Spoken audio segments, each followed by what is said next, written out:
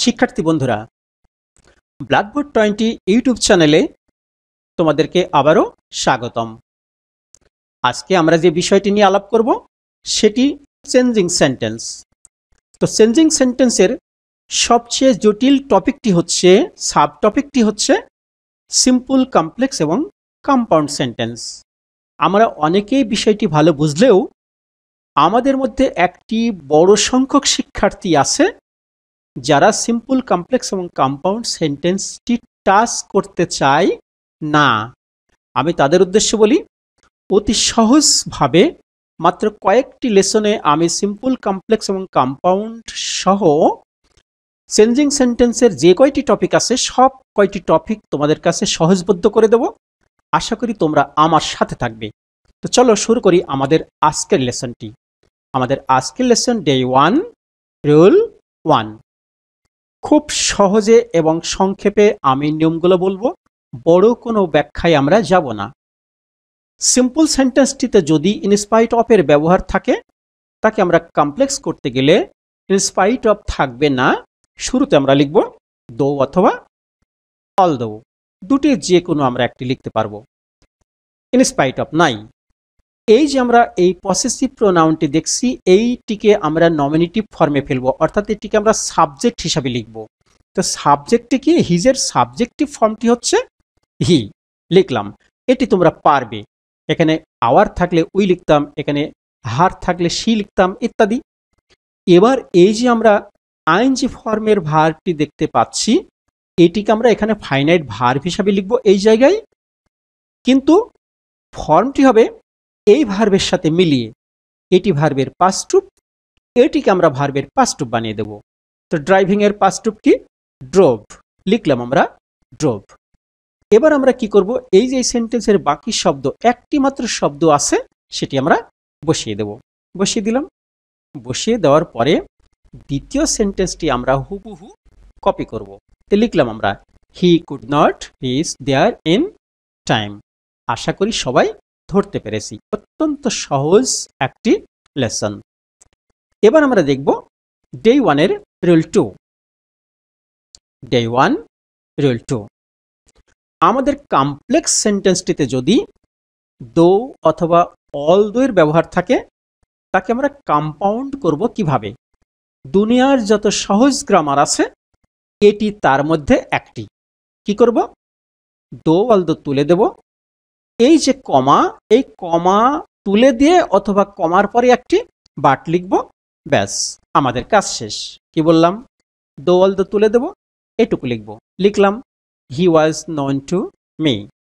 বলেছিলাম এই কমাটি তুলে দিয়ে একটি বাট লিখব অথবা কমাটি রেখেই বাট লিখব। এই যে আমি রেখে দিয়েছি, তো এবার একটি বাট লিখব। বাট লিখলাম। লিখবার পরে দ্বিতীয় সেন্টেন্সটি হুবহু কপি করব। বলেছি একটু আগে আমি I could not remember his name, একেবারে কপি করে দিয়েছি। আশা করি এটিও আমাদের বোধগম্য হয়েছে। একেবারেই একটি সহজ নিয়ম। পরেরটি ডে 1 এর রুল 3। আমাদের কি রুল হচ্ছে আজকে নিয়ম 3 এবং এটি আজকে শেষ নিয়ম। আমাদের কম্পাউন্ড সেন্টেন্সটিতে যদি বাটের ব্যবহার থাকে, কি বললাম? কম্পাউন্ড সেন্টেন্সটিতে যদি বাটের ব্যবহার থাকে বা বাট দিয়ে যুক্ত থাকে, তখন তাকে আমরা সিম্পল সেন্টেন্স তৈরি করব। আমরা শুরুতে লিখব ইনস্পাইট অফ। লিখলাম ইনস্পাইট অফ।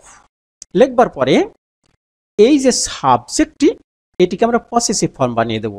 তো হিয়ার পসেসিভ ফর্ম হচ্ছে হিজ, আমি লিখলাম হিজ।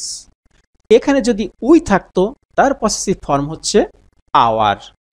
এখানে যদি সি থাকতো তার পসেসিভ ফর্ম হচ্ছে হার। এখানে যদি ইউ থাকতো তার পসেসিভ ফর্ম হতো ইওর। আশা করি বুঝতে পেরেছি। এবার যেটি করব সেটি হচ্ছে এই ভার্বটিকে আমি আইএনজি ফর্মে লিখব। তো ওয়াজ ভার্বের আইএনজি ফর্মটা কি? ওয়াজ, এটি ভার্বের পাস্ট রূপে আছে। পাস্ট রূপের শেষে আইএনজি যোগ করা যায় না। এটির মেইন ফর্ম খুঁজতে হবে আমাদের। তো ওয়াজের মেইন ফর্মটি হচ্ছে বি, বিই বি, আর তার শেষে আমরা যোগ করে দেব আইএনজি। তাহলে হবে কি? বিং। এই যে আমরা লিখলাম বি এর শেষে আইএনজি। বাটের আগে আর কি আছে? এই যে একটি শব্দ আছে সেটি বসিয়ে দেব। বসিয়ে দিলাম। আমরা সিম্পল সেন্টেন্স তৈরি করছি, তাহলে আমরা বাটটি রাখবো না, তুলে দেব। তুলে দেওয়ার পরে এই অংশটি আমি হুবহু লিখব নেভার বেগড ফর আর্মস, এখানে লিখব। কিন্তু একটি কাজ করব, সেটি কি আমরা খেয়াল করি। আমি যখন এই অংশ এখানে এই যে বাটের আগে হি ওয়াজ পোর, এটুকু কিন্তু আমি এখানে লিখেছি, প্রথমে ইন স্পাইট অফ লিখেছি, হিটাকে হিজ বানিয়ে দিয়েছি, এটিকে ভার্বের আইএনজি করেছি, পোর শব্দটাকে বসিয়ে দিয়েছি। তখন এই যে হি সাবজেক্ট ছিল, এখানে আমি তাকে পসেসিভ বানিয়েছি, অর্থাৎ এখানে এই অংশের মধ্যে একটা সাবজেক্ট ছিল, কিন্তু এখানে কোনো সাবজেক্ট নেই। পসেসিভ ফর্ম কখনো সাবজেক্ট হবে না, তাহলে এই অংশের মধ্যে সাবজেক্ট নেই। দ্বিতীয় অংশে নেভার বেগড ফর আর্মস, এখানেও কোনো সাবজেক্ট নেই। তো বাট যুক্ত সেন্টেন্সে, অ্যান্ড যুক্ত সেন্টেন্সে এবং অর দিয়ে যুক্ত সেন্টেন্সে দ্বিতীয় অংশের সাবজেক্ট তখন থাকবে না যখন প্রথম অংশের সাবজেক্টই হবে দ্বিতীয় অংশের সাবজেক্ট। তাহলে এখানকার সাবজেক্ট হচ্ছে হি, তাই এখানে আমরা লিখি নাই। তো এখানে একবার আসে, এখানে একবার লিখি নাই, কিন্তু আমরা এবার যখন এখানে লিখি নাই, আবার এখানেও যদি এই অংশটুকু লিখে দিই, এই বাক্যটি হয়ে যাবে সাবজেক্ট শূন্য, অর্থাৎ কর্তা শূন্য বাক্য। তা তো হতে পারে না। তাই আমরা কি করব, এই সাবজেক্টটিকে আমরা এই যে নেভারের আগে আমরা এইখানে বসিয়ে দেব। লিখলাম আমরা হি, আমরা লিখলাম সাবজেক্টটি বসিয়ে দিলাম হি। সাবজেক্টটি বসিয়ে দেওয়ার পরে এবার আমি এই অংশটুকু কপি করব। লিখলাম নেভার বেগড ফর আর্মস, একেবারে সহজ একটি নিয়ম। এবার কি করব, এই সেন্টেন্সটির একাধিক নিয়মে আমরা উত্তর লিখতে পারি। এবার আমি দ্বিতীয় আরেকটি নিয়ম তোমাদেরকে দেখাবো। অথবা বাটযুক্ত কম্পাউন্ড সেন্টেন্স আমরা সিম্পল করব, ইন স্পাইট অফ দিয়ে আমরা শুরু করলাম। তোমরা ইচ্ছা করলেই ইন স্পাইট অফ এর পরে পরিবর্তে তোমরা ডিসপাইট লিখে দিতে পারো, নট উইথ স্ট্যান্ডিং লিখতে পারো। আমি একটি দেখিয়েছি তোমাদেরকে, in spite of. Okay, in spite of লিখলাম। এই সাবজেক্টটিকে কি করব, পসেসিভ বানাবো, হিজ, সেটিও বানিয়ে দিলাম। এবার এই যে এখানে আমি এই সাবজেক্টটিকে পসেসিভ বানানোর পরে এই ভার্বটিকে এখানে আইএনজি বানিয়েছি। এবার আমার ইচ্ছা করছে আমি এখানে ভার্বটিকে একবারে আইএনজি বানাবো না, ভার্বটিকে একেবারে তুলে দেব। তুলে দেওয়ার জটিলতা হচ্ছে এই যে গুণবাচক শব্দটি, এটিকে এখানে নাউন হিসাবে লিখতে হবে। তো পরের নাউন ওয়ার্ডটি হচ্ছে পভার্টি, আমি লিখলাম পভার্টি। লিখে দেওয়ার পরে আমি যেহেতু সিম্পল করছি, তাহলে বারটি থাকবে না। এবার আমি দ্বিতীয় অংশটি হুবহু লিখে দেব, কিন্তু তার আগে একটি কি লিখব, এই যে আমি সাবজেক্টটি এর মধ্যে কোথাও লিখি নাই, তাহলে আমি আগে এই সাবজেক্টটি এখানে লিখে নেব। লিখে নিলাম। এবার আমি এই নেভার থেকে বেগড ফর আর্মস সবটুকু বসিয়ে দেব, নেভার বেগড ফর আর্মস। তো আশা করি আমরা লেসনটি ধরতে পেরেছি। যদি ধরতে পারি তার অর্থ ক্লাসটি তোমাদের ভালো লেগেছে। যদি ক্লাসটি ভালো লাগে, তোমাদের মুখভঙ্গিমাটা এমন হয়েছে, আর ভালো না লাগলে এমন হয়েছে।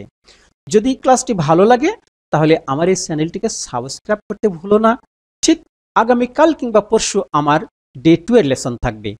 আর যদি ক্লাসটি ভালো না লাগে, তাহলে তোমার মুখের আকৃতিটা এমন হয়ে গেছে, তখন তোমাকে অনুরোধ একটি কমেন্টস করে জানিও যে কেন ক্লাসটি ভালো লাগেনি। Thank you for watching. Good by.